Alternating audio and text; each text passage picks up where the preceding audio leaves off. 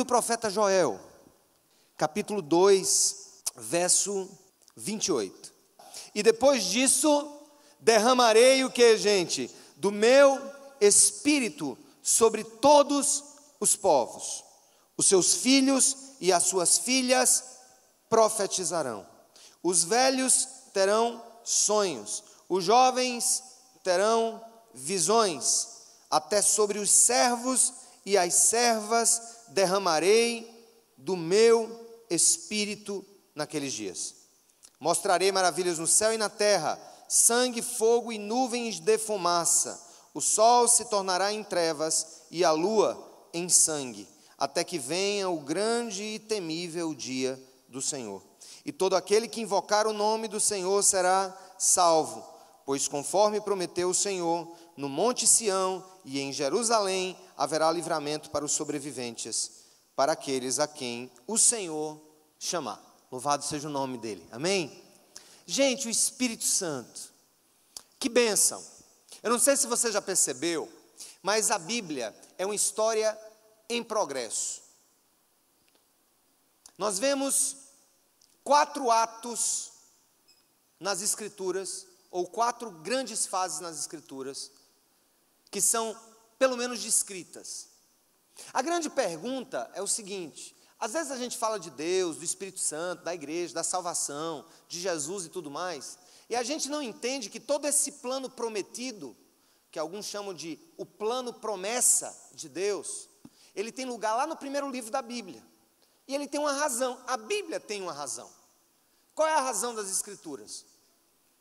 As Escrituras foram escritas, em primeiro lugar, para revelar a toda a humanidade o que aconteceu na criação e com a criação a partir do pecado, todos os danos decorrentes da desobediência dos nossos primeiros pais. Mas ao mesmo tempo, a Bíblia começa com a queda e com a destruição da obra criada, e quando eu falo a destruição, não significa dizer o aniquilamento completo de tudo que Deus fez, mas o borrar, o sujar de toda a criação. É a partir do pecado que surge 4 tipos de morte. A primeira delas é a morte espiritual, a morte da relação do ser humano com Deus. A primeira delas, a primeira morte que acontece com o pecado é a morte do espírito. Tem um segundo tipo de morte, a morte social ou relacional, dos nossos relacionamentos. A gente observa que depois do pecado, o que é que acontece? Primeiro caso de homicídio qualificado, o irmão matando o irmão. Depois do pecado, a gente vê que os relacionamentos se quebram quando na vida de Caim, na fundação de uma cidade chamada de Enoque, ali começam os primeiros sinais da deturpação das relações humanas. É ali que a gente vê o primeiro caso de poligamia, é ali que nós vemos relatos sobre violência urbana. O que eu estou querendo pontuar é que o pecado não matou apenas a relação da humanidade com Deus. O pecado matou a relação dela com ela mesma. Os nossos relacionamentos até hoje, por mais que nós amemos as pessoas, por mais que amemos os nossos filhos ou o nosso próprio cônjuge, há em nós uma natureza que nos faz, ainda que de vez em quando, brigar, ser egoísta, querer o nosso próprio interesse. Um terceiro tipo de morte que o pecado produziu foi a morte física. Nós morremos nesse corpo velho por causa do pecado. Nós não fomos feitos para morrer. E essa é a razão mais óbvia pela qual 2 coisas eu retiro dessa questão. Uma, sobre o nosso inconformismo com a morte. Ninguém se conforma com a morte, assim, coisa linda. Senhor, obrigado, mata outra amanhã, que eu quero ir para outro velório, né? Levou meu pai, leva minha mãe amanhã, Senhor, meu irmão, meu cunhado. Nós não fomos feitos para a morte, amém, gente? Então, por isso que nós não aceitamos a morte. Mas é uma outra razão para isso. Isso é tão notório no ser humano, que ainda não conseguiram explicar os evolucionistas, porque Porque os evolucionistas dizem que Deus não existe, que nós somos fruto de uma sucessão de melhoramentos na criação, né? Lembre-se, o seu antepassado mais distante, a sua vovó bactéria, de onde você veio, né? Mas nós não entendemos ainda, isso os evolucionistas não conseguem explicar. Se a vida é evolução e a morte é tão natural, por que até ateu chora diante do túmulo do seu filho? É porque nós não fomos feitos para morrer. Então, o pecado produz morte espiritual, minha relação com Deus, produz morte social, minha relação com o próximo, morte física, que é a morte do corpo, e uma outra que a igreja às vezes não toca no assunto, a morte ambiental, que é a relação do ser humano com a criação. Extinção de espécies, exploração de recursos naturais, queimadas criminosas, tudo isso que a gente vê de destruição do meio ambiente, tem a ver com a morte ambiental, a morte da relação do ser humano com a criação. Então a Bíblia, o que é a Bíblia, gente? Eu não vou ler esse texto, não vou falar de Espírito Santo, se você não entender o coração do negócio. O que é a Escritura? É como se Deus dissesse assim, ó, vocês estragaram tudo que eu fiz.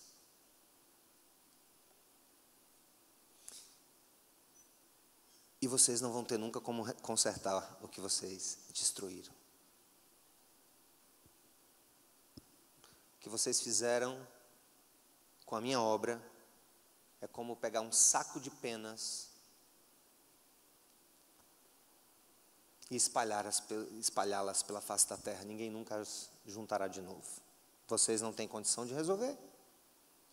E Deus faz uma promessa no livro de Gênesis, no início, ele diz: da descendência da mulher virá um que esmagará a cabeça da serpente.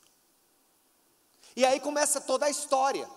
E essa história, como eu disse na minha primeira frase, depois que li o texto, é que a Bíblia é o quê? É uma história progressiva de um amor louco. Se você quiser uma definição para a Escritura, é a história de um Deus apaixonado pela sua criação, que trabalha desde o primeiro dia em que o pecado entrou no mundo, pela volição humana, até a consumação, trabalha para restaurar o que o pecado destruiu, para restaurar a minha relação com Ele, me dá vida espiritual, restaurar a minha relação com o próximo, me dá vida social plena, restaurar a minha vida com o meu corpo, eu tendo eternidade em um novo corpo que me será dado, e a minha relação com o meio ambiente, a ponto do leão e da ovelha, conforme as profecias bíblicas, virem a estar juntas. Essa história louca de amor, gente, eu falei para vocês que ela tem, simploriamente definindo, 4 fases. Primeiro, Deus Pai revelando a sua lei. Velho Testamento. Leis cruentas, porque são símbolos realmente do peso que o pecado tem sobre a nossa vida. Mas ao mesmo tempo, uma série de coisas que Deus pediu para o povo de Israel fazer para simbolizar algo que viria de maneira perfeita apenas em Jesus. Por exemplo, os judeus tinham que matar animais todos os dias. Os judeus tinham que levar 2 bodes, uma vez por ano, levar no lugar mais sagrado do templo de Salomão, ou no tabernáculo, matar aquele bode, derramar o sangue dele sobre o altar ali, e sobre o santíssimo lugar, e outro eles mandavam para o deserto, que era o chamado bode emissário. Mas Deus estava querendo apenas simbolizar o que iria acontecer. Com quem? Com Ele mesmo. No final da história, todo o castigo previsto na lei, no Velho Testamento, o próprio Deus assumiu em si. Por isso que isso é uma história louca de amor. Por isso que eu não me canso de falar sobre ela. E por isso que você não pode se cansar de falar sobre isso. Aleluia. Então, meus amados, o que é que nós vemos? O primeiro ato é Deus revelando a sua lei, mas ao mesmo tempo mostrando a nossa incapacidade de cumpri-la. Qual é a grande ilusão dos fariseus, dos religiosos? É achar que vão cumprir na risca a lei moral de Deus. Não vai nunca. Você diz, então qual é o objetivo do Velho Testamento? Mostrar que eu sou pecador. Somente porque eu não tenho condição de cumprir os preceitos éticos de Deus. Então a primeira etapa é Deus revelando a sua vontade no Velho Testamento. A segunda etapa é mandando aquele que resolveria o problema do pecado. Quem? Jesus. É a segunda etapa. Jesus vem, morre na cruz e nos diz, você não pôde compensar o seu pecado, então eu assumi o prejuízo. Eu assumi o prejuízo. O Filho de Deus morreu por uma iniquidade minha e não dele. Nossa, e não dele. Essa é a segunda fase. Só que a Bíblia diz lá atrás, meu povo, ainda que Deus prometeu que além do Filho dele morrer, a terceira pessoa da Trindade estaria guiando a terceira grande etapa dessa louca história de amor. E essa terceira pessoa da Trindade é o Espírito Santo de Deus, que tem, dentre outras funções, chamar a atenção do pecador para Cristo, o Filho. Convencer-nos do pecado, da justiça e do juízo. Estava conversando com uma irmã, um tempo atrás, ela dizendo que não conseguia mais orar. Que estava num tempo difícil na vida dela, que ela não conseguia orar para Deus, porque ela achava que Deus não escutava. E a primeira coisa que eu disse para ela é, disse, eu não julgo você por uma simples razão. Porque o próprio Deus disse que o Espírito Santo intercederia por nós naquilo que nós não soubéssemos dizer ou falar. Deus é tão bom que mesmo quando eu não tenho forças para me aproximar dele, o Espírito Santo faz isso no meu lugar. Então deixa eu dizer uma coisa para você, uma boa notícia. Está sem força para orar? As orações não cessaram, porque continuamente o Espírito Santo de Deus está intercedendo pela sua vida. Continuamente. Isso é promessa. Então, primeira etapa, Deus revela a sua lei perfeita, ao mesmo tempo que revela a minha incapacidade de cumpri-la. Manda o Filho para cumprir o que é perfeito, mas que eu não conseguiria cumprir. E depois disso ele manda o quê? O Espírito Santo para fundar a igreja, ou seja, para empoderar a igreja, os que são salvos por Cristo, para que eles continuem a obra que Jesus fez. Essa é a quarta etapa. É a nossa missão. Então a Bíblia é a história de um Deus missionário, que está na busca de um povo missionário. Deus tem um plano missionário de salvar e resgatar toda a criação e resolver o problema das 4 mortes. Ele envia o seu Filho, ou seja, ser missionário é ser enviado, então Jesus é enviado, ele é missionário, porque ele diz em João 20, 21, assim como o Pai me enviou, eu também envio vocês, amém, gente? Só que ele diz também, Jesus disse que eles ficassem em Jerusalém, porque ele enviaria, a promessa do Pai se cumpriria, de que o Espírito Santo não seria dado mais em gotas, não seria dado mais a pessoas ou grupos específicos. Me explico. Mas para que eu me explique, nós precisamos voltar para o texto quando Jesus diz assim, quando Deus diz assim, e depois disso derramarei do meu Espírito. Capítulo 2 de Joel, verso 28. E depois disso derramarei do meu Espírito sobre todos os povos. Os seus filhos e as suas filhas profetizarão. Os velhos terão sonhos, os jovens terão visões. Até sobre, eu gosto desse até sobre quem, gente? Os servos e as servas. Deixa eu explicar para vocês. Se você me perguntar, pastor, o Espírito Santo que é revelado completamente a partir do dia de Pentecostes e que hoje acompanha a vida da igreja, do corpo de Cristo, estava em ação no Velho Testamento? Estava. Mas como era a ação do Espírito Santo, sob o ponto de vista antropológico ou sociológico, digamos assim, é melhor esse termo? O Espírito Santo era dado por Deus apenas a 3 grupos de pessoas. E certamente, se nós vivêssemos naquele tempo, nós não éramos essas pessoas. Primeiro grupo de pessoas, os reis.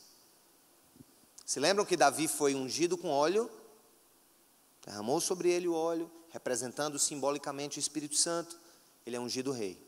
Os reis recebiam a unção com óleo. O Espírito Santo vinha também sobre os profetas. Veio sobre Elias. De Elias, quando Elias é levado, aquele Espírito que habitava em Elias passa a habitar no seu sucessor, Eliseu. E o Espírito Santo era dado a uma terceira outra categoria, que eram os sacerdotes. Aqueles que ministravam no templo, aqueles que ofereciam sacrifícios, aqueles que ofereciam as dádivas do povo para Deus. Exatamente numa tentativa de compensação que nunca se resolveria plenamente. Por isso que tinha que se repetir todos os dias. Por isso que Jesus disse que a aliança que ele fez no sangue dele é nova e eterna. Ou seja, completa. Não tem mais o que fazer. Ele já fez. Mas vamos ver. Vamos ver. Estamos no caminho para entender. Você precisa entender isso. A Bíblia, repita comigo, a Bíblia é uma história de um louco amor, de um Deus que vai resolver o problema do pecado em suas múltiplas dimensões. Quais são as múltiplas dimensões?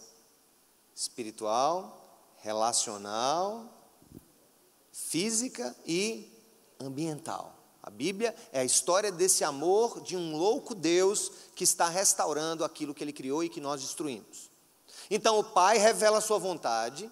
No tempo do Velho Testamento apenas profetas, sacerdotes e reis recebiam o Espírito Santo e era por medida.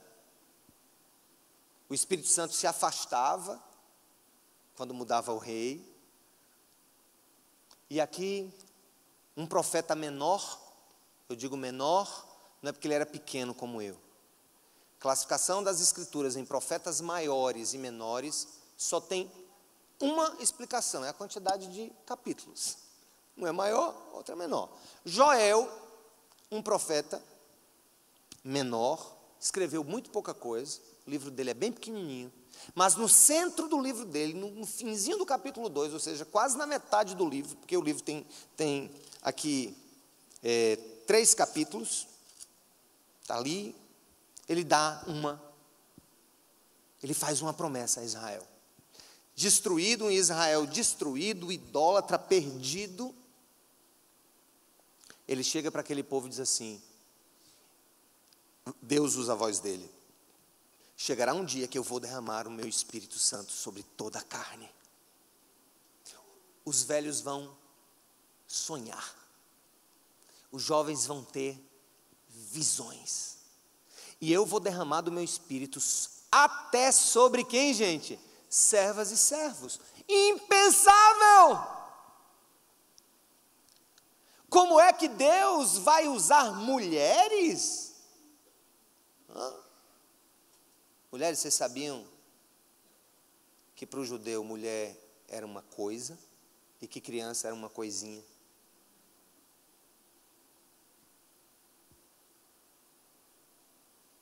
Não para Deus, para os judeus. Isso era assim. Aí ele vem e diz assim, eu não farei distinção de gênero. Primeira coisa. Meu Espírito é para os homens e para as mulheres, para os filhos e filhas.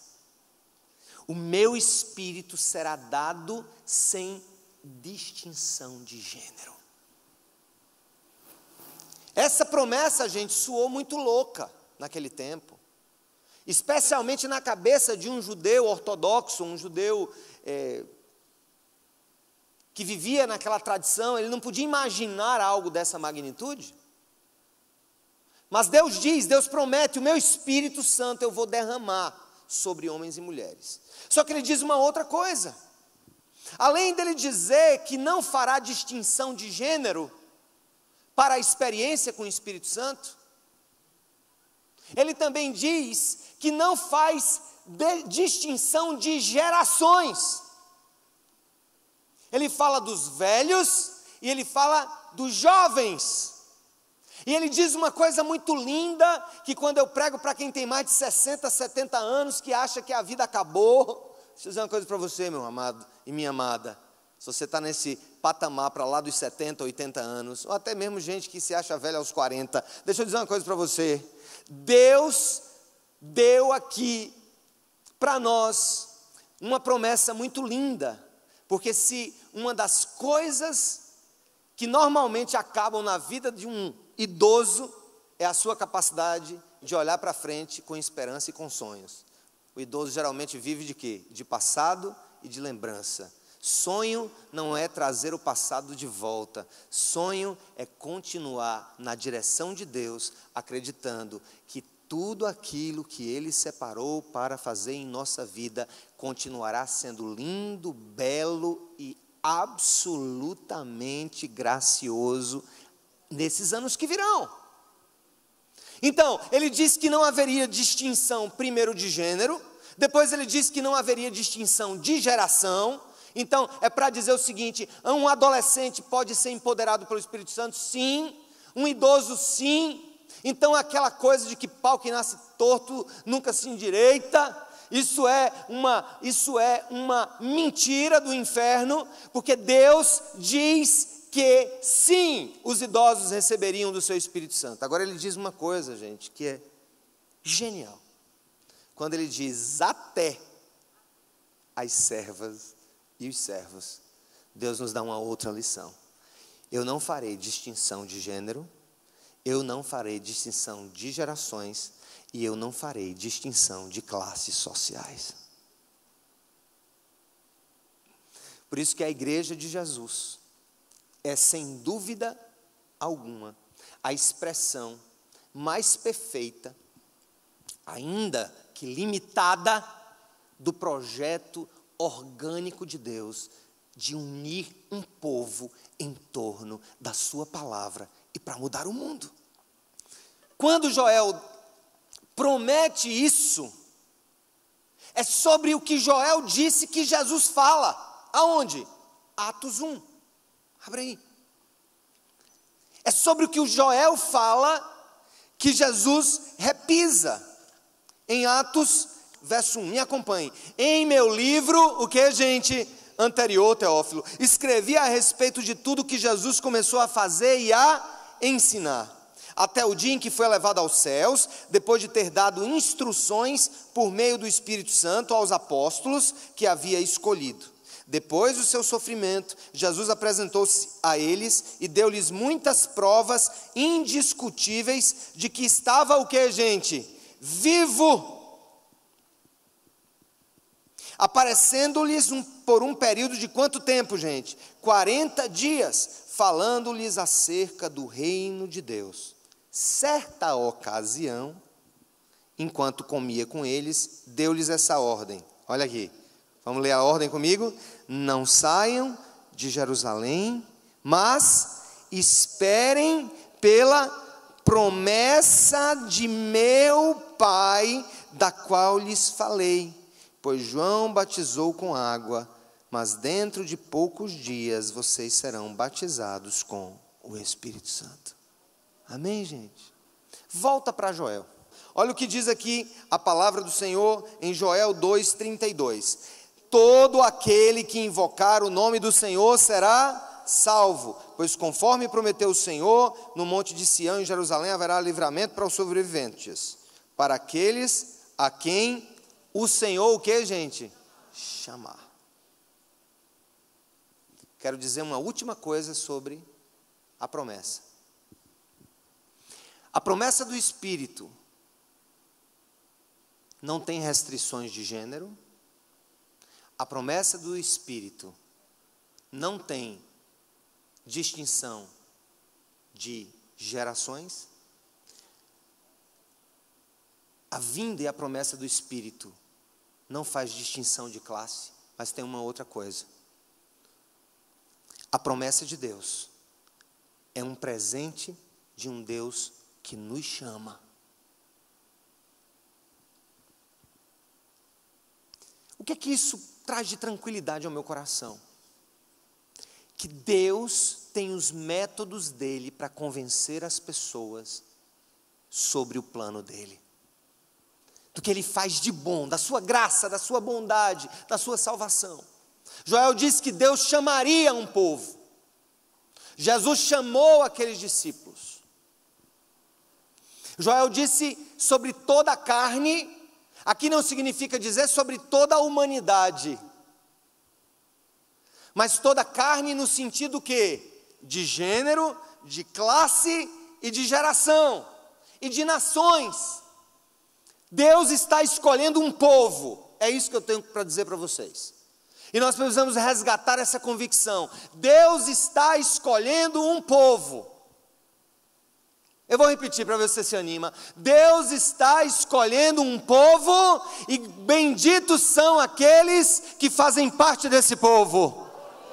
Louvado seja o nome do Senhor por nos permitir estar como parte desse povo. Essa é a grande bênção. E Jesus disse: esperem em Jerusalém, que a promessa que meu Pai fez através do profeta Joel vai se cumprir em alguns dias. E o que está ali escrito é que se Pentecostes são 50 dias depois da Páscoa, e se Jesus apareceu para eles durante 40 dias antes de ser elevado aos céus, significa dizer que entre a ascensão de Jesus e a vinda do Espírito Santo passaram-se o quê? 10 dias. Imagina se eu chegasse para você e dissesse assim: varão de Jesus, varoa, espera que daqui a 10 dias venha a tua bênção. O que é que você diria?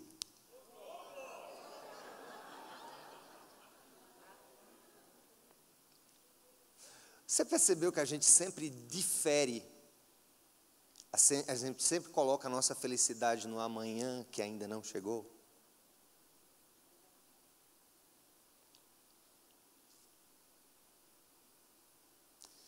Nós temos uma necessidade de querermos completar algo que já é completo. Me explico. Gente, convenhamos. Tudo nessa vida vai passar, não vai, gente? Ou não? Vai. Vai. Um dia eu vou ser história. Um dia você vai ser história.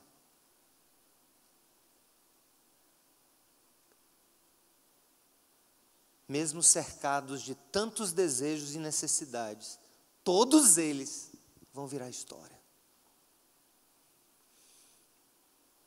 Por que que, quando eu digo, varão, daqui a 10 dias vai vir uma bênção, tudo bem, a gente quer isso, a gente quer que Deus faça alguma coisa na nossa vida.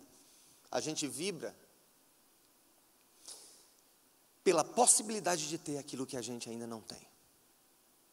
Ou pela possibilidade de alcançar aquilo que a gente ainda não alcançou. Mas deixa eu dizer uma coisa para você. Embora a gente esteja celebrando agora Pentecostes, que a gente vai ter os domingos e as quartas-feiras, o Espírito Santo não vai vir de novo não, que ele já veio. É só para lembrar de uma coisa, meu irmão. Isso é para você alegrar. Se você ama Jesus, crê que Ele morreu na cruz por você, se você entregou os seus caminhos na mão dEle, tenha certeza de uma coisa: nada mais, nada menos, ninguém mais, ninguém menos do que o próprio Deus, Criador de todas as coisas, o soberano, poderoso, Rei dos reis, Senhor dos senhores, o dono da criação, aquele louco amor que vem dEle, este Deus amado, poderoso, grandioso, gracioso, misericordioso, incomparável, insuperável, sabe, insondável, essa magnitude da vida, do poder, da beleza, da criação, este Deus resolveu fazer morada em você, e não é daqui a 10 dias, já é hoje.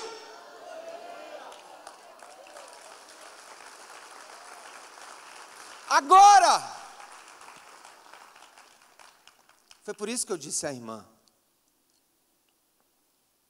tá bom, minha amada, viva essa fase de tristeza, de não conseguir falar com o Senhor, mas deixa eu dizer uma coisa para você: as orações dele ao seu favor não cessam, porque o Espírito Santo intercede noite e dia por aqueles que ele escolheu como morada. E qual é o objetivo dessa intercessão? Qual é o objetivo então do Espírito Santo vir sobre mim? Alguns podem dizer assim: para ficar poderoso, né, pastor? Para a gente orar e os demônios saírem correndo, né? Também. Interessante esse ponto seu, demônios saem correndo. Já sei, pastor. É para a gente ter os dons, é para a gente orar em línguas, a gente profetizar, amém. Também. Mas eu vou dizer uma coisa para você: o principal papel do Espírito Santo em sua vida e na minha vida é formar nessa carcaça velha a pessoa pura e linda de Jesus Cristo, nosso Senhor. O Espírito Santo é como um artífice diante de uma madeira bruta, a lapidá-la noite e dia, para que ao chegar no grande dia, o próprio Deus apresente a Ele mesmo a obra recriada do seu poder e pelo seu amor. O Espírito Santo, gente, vive em nós, está em nós, a gente esquece disso.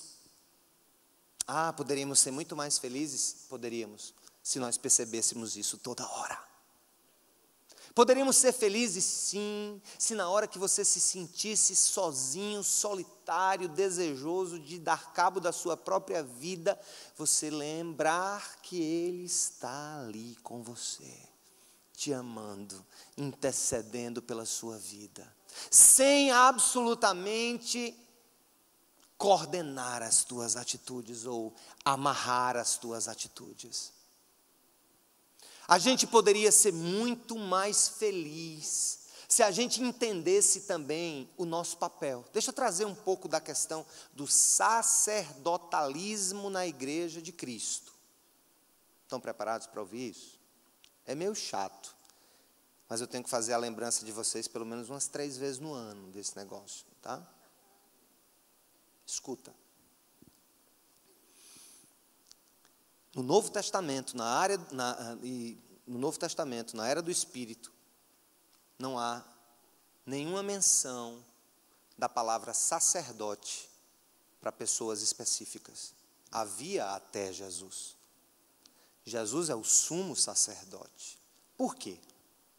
Porque na hora que nós recebemos o Espírito Santo de Deus, na nossa conversão, Ele nos faz ali sacerdotes. Vocês entenderam?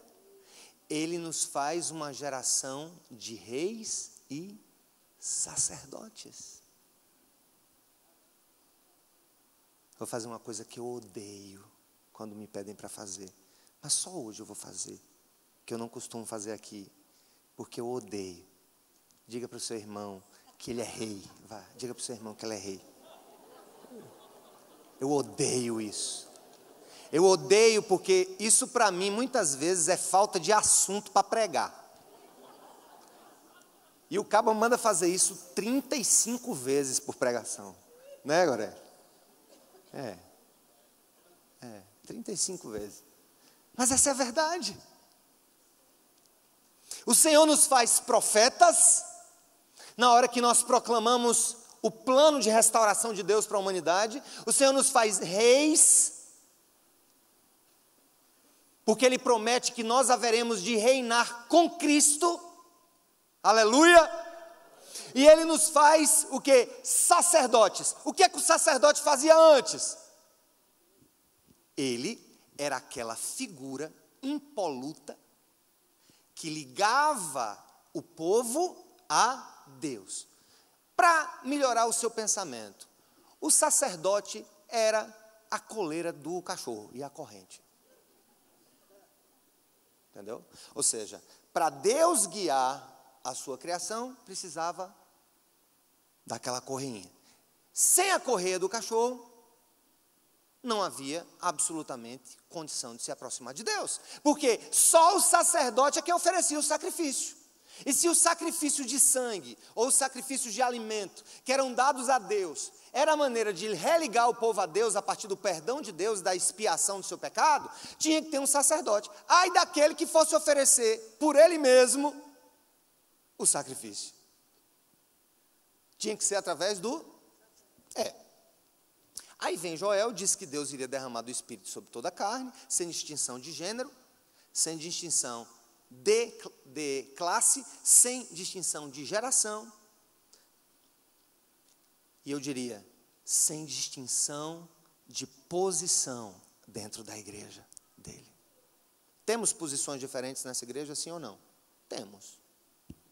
Eu estou, eventualmente, pastor sobre essa igreja. Ah, pastor, então, e pastor não é para sempre? Não, não acredito. Pastor, para mim, tem que ter ovelha. Ah, mas a Bíblia diz que os dons de Deus são irrevogáveis. Se você estudar um pouquinho mais, o que é irrevogável, o dom de Deus, é exatamente o Espírito Santo. Não a sua posição dentro do corpo de Cristo. Isso que eu estou dizendo é muito perigoso. Isso pode me... Talvez eu precise andar com segurança. Temos funções diferentes no corpo. E eu tenho uma posição oficial de líder, junto com outros homens, sobre a igreja. Mas eu vou dizer uma coisa para você. Uma boa notícia para quem não sabe. O mesmo Espírito que usa a minha boca para falar, está aí com você. Amém, irmãos? Isso é bonito, né? Mas é esquecido. Por que que muita gente precisa ainda tocar no líder espiritual? Não, a oração dele é mais poderosa. Porque ele é assim com o homem. Né? Porque isso é resquício de uma mentalidade clerical sacerdotalista. Eu sou importante não porque eu sou sacerdote e você não é. Eu sou importante como você é importante, porque Deus nos escolheu para ocupar posições no reino de Deus. Louvado seja o nome do Senhor. Amém, gente? Nossas posições podem mudar, mas os nossos dons não. E isso, gente, é libertador. Isso te faz olhar para a vida e dizer assim, Senhor, que coisa mais maravilhosa. O Senhor mora em mim. Eu sou morada do Espírito. Eu sou casa de Deus. Deixa eu mostrar uma coisa para você aqui, para a gente terminar. 1 Coríntios capítulo 6. Deus aqui nos dá uma lição sobre a nossa vida como templo. O tema da mensagem hoje, a propósito, repita comigo, eu sou o templo do Espírito Santo. Mais uma vez, eu sou o templo do Espírito Santo. Olha o que Paulo diz aos coríntios, depois que a igreja tinha recebido o Espírito Santo, depois que eles tinham se convertido ao Senhor. Olha o que é que ele diz no capítulo 6, verso 12. Me acompanhe, 6:12. Tudo me é permitido, mas nem tudo convém. Tudo me é permitido, mas eu não deixarei que nada me domine. Os alimentos foram feitos para o estômago e o estômago para os alimentos, mas Deus destruirá ambos. O corpo, porém, não é para a imoralidade, mas para o Senhor, e o Senhor é para o corpo. Por seu poder, Deus ressuscitou o Senhor e também nos ressuscitará, aleluia. Vocês não sabem, olha o que está dizendo aqui, que os seus corpos são membros de Cristo. Tomarei eu os membros de Cristo e os unirei a uma prostituta? De maneira nenhuma. Vocês não sabem que aquele que se une a uma prostituta é um corpo com ela? Pois como está escrito, os dois serão uma só carne. Mas aquele que se une ao Senhor é um em espírito com ele. Aí ele continua. Fujam da imoralidade sexual. A palavra aqui, gente, é muito forte no grego. Esse fugir daqui é aquele fugir desesperado. Saia correndo da imoralidade. Saia correndo de tudo aquilo que milita a favor da imoralidade na sua vida, nos seus olhos, a princípio, porque entra pelo olho, seu coração e, finalmente, o seu corpo. Fujam, disse Paulo. Por quê? Ele diz uma coisa aqui muito importante. Alguns perguntam assim, pastor, há pecado pior do que o outro? Qualquer pecado leva o cabo para o inferno. Qualquer um. O tamanho do hamster ou um pecado do tamanho de um elefante. Agora, há pecados que produzem consequências espirituais, muitas vezes físicas e sociais, mais amplos. Por exemplo, Jesus diz que aquele que olhar para uma mulher com intenção impura no coração, adulterou com ela, esse pecado é adultério. Mas a consequência do adultério real não é que o outro não seja, mas do que se perfaz no mundo dos fatos, é muito mais sério. Ele diz que se eu mirar injustamente contra o meu irmão, eu cometi homicídio contra ele. Então todo mundo aqui é homicida, no sentido bíblico, né? Se não tem, pega a tua asa e bate, irmão, vai. Procura outro céu para tu ir. Porque esse céu aqui só tem bandido. Escuta. Ele disse isso. Agora, se eu matar uma pessoa, a consequência é muito mais complexa, cadeia, privação da minha liberdade, estigmas sociais e tal, né? Então, Paulo está falando desse pecado da imoralidade, que a gente coloca pornografia, fornicação, o diabo aqui dentro. Tiver a ver com duas coisas. Que é o que for contra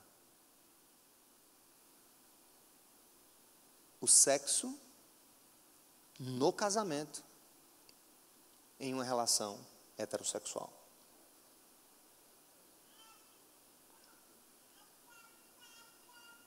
Está falando disso aqui. É todo o contexto da carta aos Coríntios, porque os coríntios, eles eram extremamente carnais, e boa parte da igreja se converteu dos cultos pagãos da cidade de Corinto, que envolviam a prostituição cultual. Então Paulo está dizendo o seguinte, fujam da imoralidade, ele vai dizer por quê. Olha o que ele diz aqui, se você nunca esquecer, meu irmão. Todos os outros pecados, está me ouvindo? Olha para mim. Todos os outros pecados que alguém comete, fora do corpo, os comete. Mas quem peca sexualmente, peca contra o seu próprio corpo. Acaso não sabem que o corpo de vocês é santuário do Espírito Santo que habita em vocês, que lhes foi dado por Deus e que vocês não são de si mesmos? Vocês foram comprados por alto preço, aleluia. Portanto, glorifiquem a Deus com o seu corpo. Eu sou o templo do Espírito, repita. Independente de raça, de gênero, de idade, de classe social e até mesmo da minha escolha. Porque foi Ele quem me escolheu. Repita, Ele me escolheu. Por isso, entendo que o meu corpo, sendo santuário do Espírito Santo, deve ser guardado santo para a glória de Deus e para a minha alegria.